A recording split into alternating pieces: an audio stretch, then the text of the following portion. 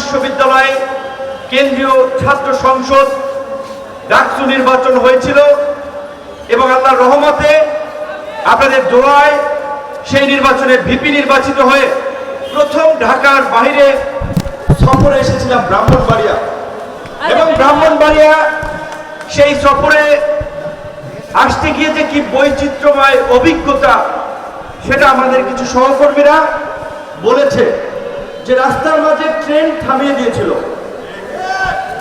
আওয়ামী লীগ, ছাত্রলীগ, যুবলীগ আমাদেরকে ব্রাহ্মণবাড়িয়ায় ঢুকতে দিবে না, ইফতার করবে না। তখনকার প্রশাসনের কর্মকর্তারা যখন আমাকে বলেছিল আপনাকে অন্য একটা গাড়ি দিয়ে কিংবা হেলিকপ্টারে আপনাকে ঢাকায় পাঠাই দেই, আমি বলছিলাম যে আমরা ব্রাহ্মণবাড়িয়ায় আসবো জীবিত অথবা মৃত। ব্রাহ্মণবাড়িয়ায় আসবো এবং আমাদের ইফতার প্রোগ্রাম ওই রেস্টুরেন্টেই হবে। আমাদের ইফতার প্রোগ্রাম করতে না দিয়ে রেস্টুরেন্টে তালা লাগিয়ে দিয়েছিল। এটা আমরা তো হাল ছাড়ার পাত্র নই। আমরা ওই রেস্টুরেন্টের সামনেই প্রতিবাদ স্বরূপ অবস্থান নিয়ে ইফতার প্রোগ্রাম করেছিলাম। তো এই কারণে বলেছি যে ব্রাহ্মণবাড়িয়া এমনিতেই একটা ঐতিহ্যবাহী জেলা।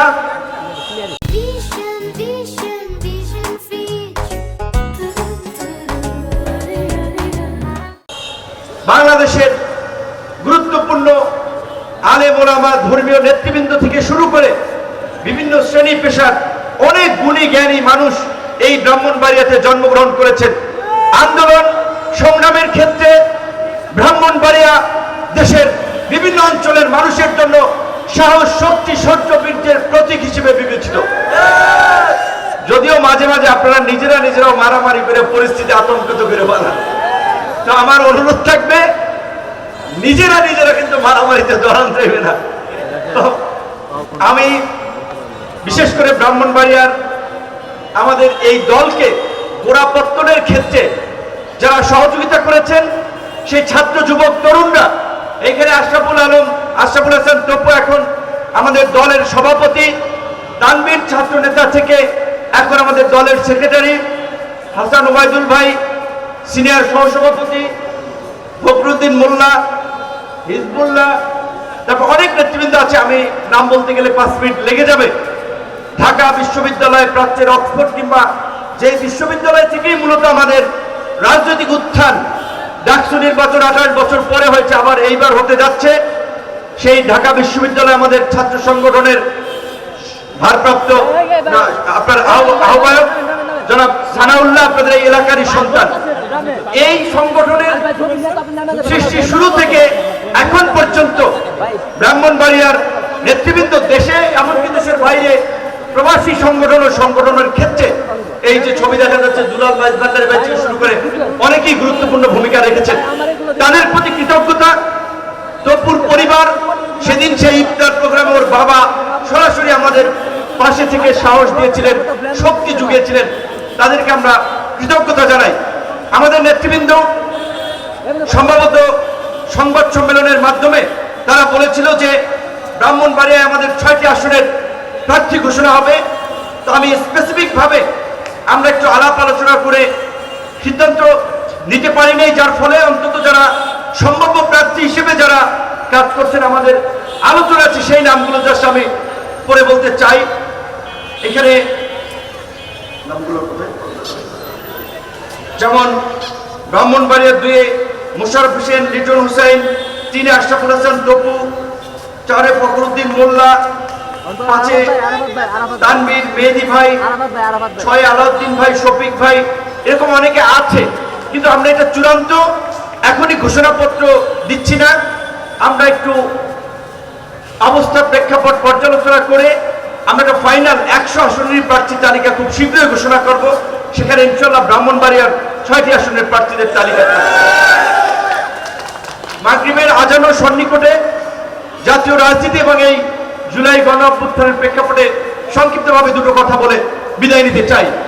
আজকের এই পরিবর্তিত প্রেক্ষাপট, এই যে সেদিন ট্রেন থামিয়ে দিয়েছিল এবং এই ব্রাহ্মণবাড়িয়াতে আলেম ওলামা যারা সারা বাংলাদেশে সম্মানিত, সমর্থিত, হেফাজতে ইসলামের সবচেয়ে শক্তিশালী জায়গায় ব্রাহ্মণবাড়িয়া কিন্তু এই ব্রাহ্মণবাড়িয়ার আলেম ওলামা থেকে সাধারণ মানুষ তাদের সাথে আওয়ামী লীগ, ছাত্রলীগ, যুবলীগ গত 16 বছরে কি ব্যবহার করেছিল সেটি আপনারা জানেন। আজকের এই সমাবেশ থেকে আমাদের ছাত্র অধিকার পরিষদের প্রথম শহীদ মোদী বিরোধী আন্দোলনে হাফেজ কাউসারের আমরা আত্মার মাগফিরাত কামনা করছি। আজকে আমাদের অনেকের মধ্যেই ফ্যাসিবাদী আচরণের বহিঃপ্রকাশ দেখতে পাচ্ছি। যে আওয়ামী লীগ, যুবলীগ, ছাত্রলীগের তাণ্ডব, চাঁদাবাজি, দখলবাজির বিরুদ্ধে আমরা লড়াই করেছিলাম, আজকে এই গণ অভ্যুত্থানের 1 বছরে আজকে আমাদের অনেকের মধ্যেই সেই চাঁদাবাজি, দলবাজি, দখলবাজির আমরা পুনরাবৃত্তি দেখতে পাচ্ছি। সেই ফ্যাসিস্টের বিরুদ্ধে আমরা বুকের তাজা রক্ত দিয়ে, জীবন দিয়ে লড়াই করে আজকের এই নতুন বাংলাদেশ জাতিকে উপহার দিয়েছি। অন্তর্বর্তীকালীন সরকার গঠিত হয়েছে, সেই সরকার এখন পর্যন্ত ফ্যাসিবাদের বিচারের ক্ষেত্রে অগ্রগতি করতে পারে নাই। ফ্যাসিবাদকে নিষিদ্ধ করলেও ফ্যাসিবাদের দোসরদের আস্ফলন এখনো দেখা যায়। আপনারা জানেন গত 16 বছরে এই আওয়ামী ফ্যাসিবাদকে টিকিয়ে রেখেছিল ওই 14 দলের শরিকরা। তাদের একটি শরিক দল হচ্ছে জাতীয় পার্টি। আজকে আওয়ামী লীগ নিষিদ্ধ, কিন্তু জাতীয় পার্টির আস্ফলন আমরা দেখতে পাচ্ছি।